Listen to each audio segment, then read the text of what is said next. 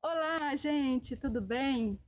Estamos aqui para mais um dia de gravação do Papo Celery. O tema é sobre o racismo, um assunto que tem que ser discutido diariamente. A carne mais barata do mercado é a carne negra.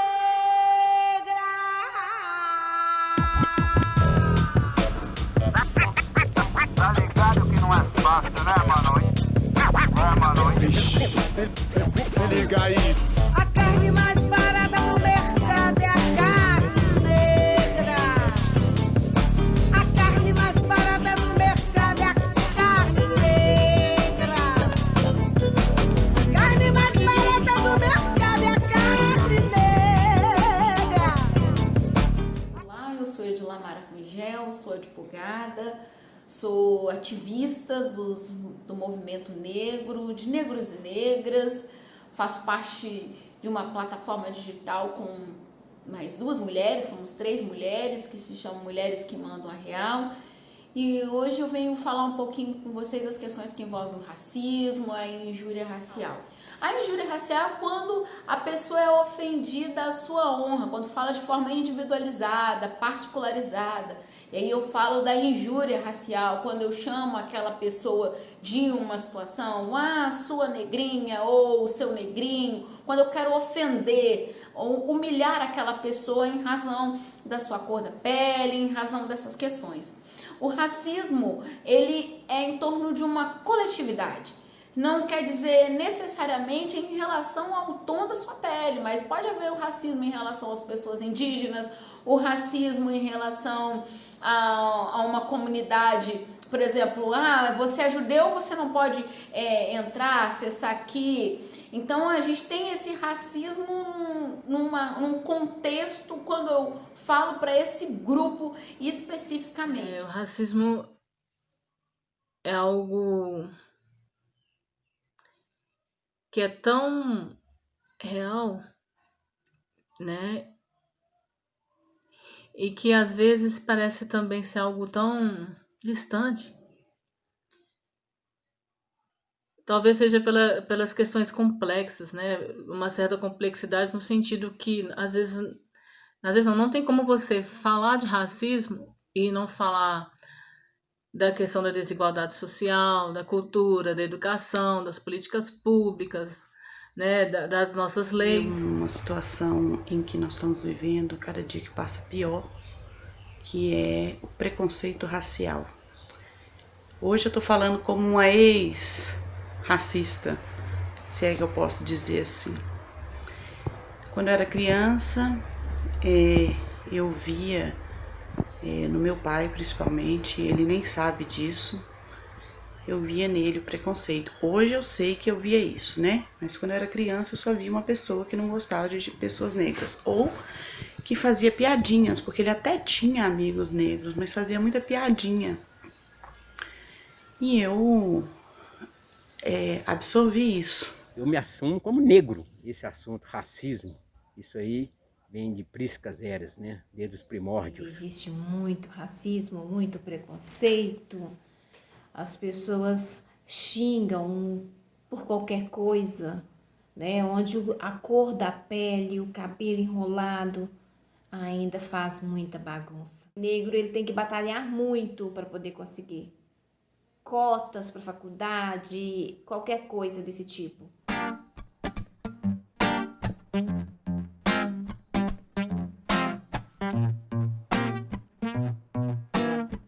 Existe muita coisa que não te disseram na escola. Cota não é esmola. Experimenta nascer preto na favela pra você ver. O que rola com preto e pobre não aparece na TV. Opressão, humilhação, preconceito. A gente sabe como termina quando começa desse jeito. Mas quando a gente fala desses temas, a gente precisa falar também dessa questão que envolve as questões da escravidão no Brasil, né? O Brasil foi o último país do Ocidente, da América Latina, a abolir realmente a escravidão. E isso tem reflexos até a data de hoje, né? Nós temos 132 anos, esse ano seriam 133, vamos dizer assim, em que o Brasil aboliu a escravidão, mas não possibilitou e nem havia uma política voltada para essas pessoas que eram escravas a se inserirem realmente na comunidade, nas suas atividades, não foi lhes dado emprego, não havia essa política de inserção. Em razão disso, hoje, até a presente data, nós sofremos com essas questões que envolvem o racismo, as injúrias raciais, porque as pessoas não conseguem ver as pessoas negras e os negros, né, as pessoas negras de forma em geral, num posto, em postos maiores, né? Há essa questão relacionada à subalternidade. E aí a gente passa por as questões que a gente chama do racismo estrutural. E o que vem a ser esse racismo estrutural? É quando um grupo de pessoas, apenas um grupo ali, ele assume esse comandamento de determinados postos de decisões e a gente não consegue contemplar pessoas negras estando ali naquela atividade. Eu ouvi falar que quando a gente fala que né, você não pode olhar para o passado, você tem que ir para frente. É uma forma do negro se vitimizar falando que os erros do passado, as questões do passado não influencia, bola para frente, mas não é bem assim. A música do Gabriel Pensador fala exatamente sobre isso, que o racismo ele é uma herança hereditária, infelizmente. Que tudo pro negro é difícil, né? Os melhores trabalhos são para as outras pessoas, pro branco. Experimenta nascer preto, pobre na comunidade, você vai ver como são diferentes as oportunidades. E nem venha me dizer que isso é vitimismo, não bota a culpa em mim pra encobrir o seu racismo. Pouco tempo atrás, os negros, a representatividade era como empregadas, mordomo, né, motorista, e hoje a gente consegue ver ali também protagonistas. Então isso tem mudado um pouco, mas ainda está longe de ser a realidade que esperamos. Falando da representatividade, a questão das referências, é que na minha infância, as minhas referências infantis eram a Xuxa, a Mara Maravilha, eu acho que peguei um pouquinho da época da Tia Dulce. Eu não tinha muita referência negra mesmo. É importante a gente falar para a sociedade que não basta simplesmente não ser racista. É necessário ser antirracista, é necessário se evitar piadas racistas, é necessário termos um comportamento que a gente tenha condições de inserir mulheres negras, homens negros, crianças, uma educação na escola que conta a história da África, que a gente já tem legislação para isso, para que essa população negra, que é a maioria hoje, né, nós somos a maioria, ela se sinta efetivamente representada. Nem todo negro é bandido, né? Tem pessoas que estão aí morando na favela que não são ótimas pessoas, têm uma índole boa, né? Falta muita oportunidade para o negro no mundo de hoje. Essa realidade atual, ela tem que ser mudada, tem que ser trabalhada. Para quem sabe as próximas gerações não passarem pelo que a gente ainda passa e pelo que os nossos antepassados passaram. E aí eu fiquei liberta desse mal da humanidade.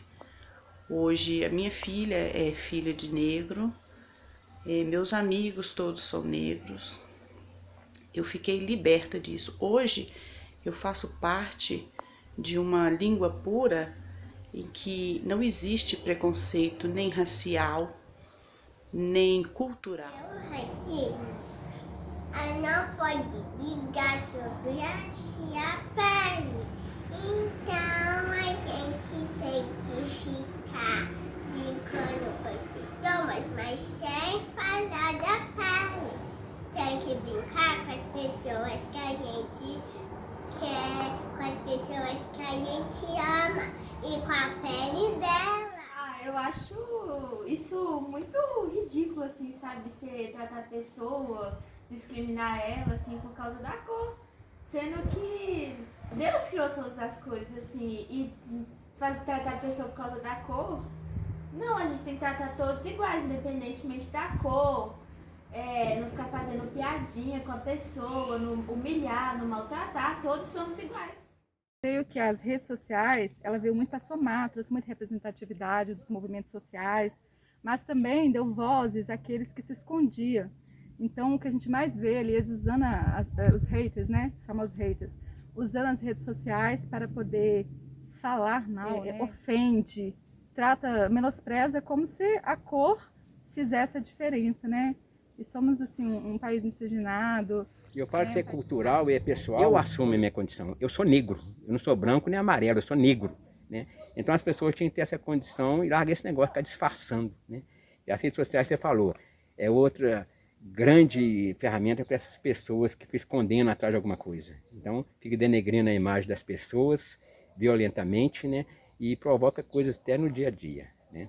A gente vê, né, os números de violência. É certo que nos crimes de injúria racial a pena ainda é muito pequena. Eu acho que, sob o meu ponto de vista, precisa ter uma pena mais dura em relação a esse crime. Mas as pessoas que passam por essa situação precisam